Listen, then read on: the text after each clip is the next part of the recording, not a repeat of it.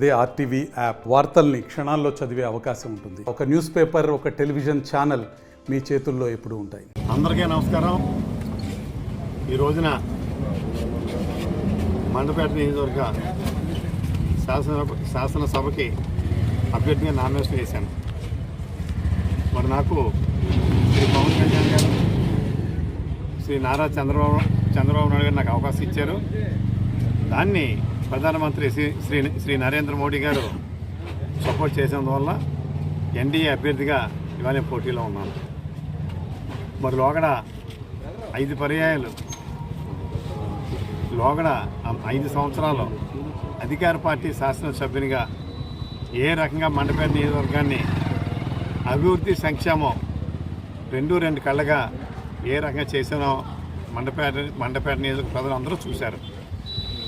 దానికి రెట్టింపు వేగంతో మండపేట నియోజకవర్గాన్ని చరిత్రలో నిలిచిపోయేలాగా మరింత అభివృద్ధి సంక్షేమం చేస్తానని చెప్పి ఈ సందర్భంగా నియోజకవర్గ ప్రజలందరికీ తెలియజేస్తూ, ముఖ్యంగా ఈ 4 సంవత్సరాల పరిపాలన చూశారు. మరి బయట నుంచి వచ్చిన ఒక వ్యక్తి ఒక రౌడీజం, గూండాయిజం ఎక్కడికక్కడే సొంత రాజ్యాంగాన్ని అమలు చేస్తూ ఏ రకంగా దోపిడీ చేసి సామాన్య ప్రజలు ఏ రకంగా ఇబ్బంది పెట్టారో, అదేవిధంగా మరి శిరోమండలం కేసులో మరి దానికి ఏ రంగా జైలు శిక్ష విధించబడ్డారో ఇవన్నీ చూశారు. మరి విద్యులైన మండపేట నియోజకవర్గ ప్రజలందరూ కూడా విజ్ఞప్తి ఏంటంటే, మరి మీరందరూ ఒకసారి ఆలోచించండి. ఒక రౌడీజం కావాలా లేదా శాంతియుతం కావాలా?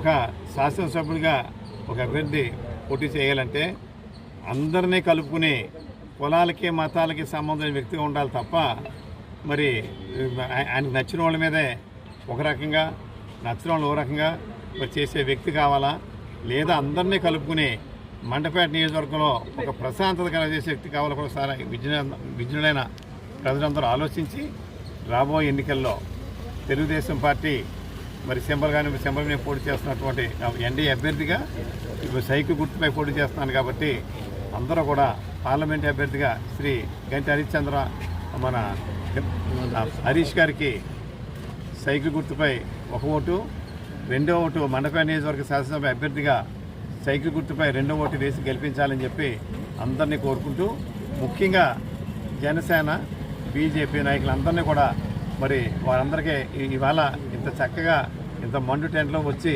ఈ కార్యక్రమం సక్సెస్ చేసినందుకు వారందరికీ కూడా ధన్యవాదాలు తెలియజేసుకుంటూ, రేపటి నుంచే మరి ప్రచార రథం మీద మండపేట నియోజకవర్గం అంతా కూడా కార్యక్రమం మనం ప్రచారం మొదలుపెట్టాం. దాంట్లో కూడా జన సైనికులు, మరి వీర మహిళలు, బీజేపీ కార్యకర్తలు, నాయకులు, తెలుగుదేశం నాయకులు, కార్యకర్తలు పాల్గొవాలని చెప్పి సవనీయంగా మనం చేస్తూ అందరికీ నమస్కారం. మరిన్ని వీడియోస్ కోసం ఛానల్ ని సబ్స్క్రైబ్ చేయండి. లేటెస్ట్ అప్డేట్స్ కోసం వాట్సాప్ ఛానల్ ని ఫాలో చేయండి. అండ్ లింక్ డిస్క్రిప్షన్ లో ఉంది.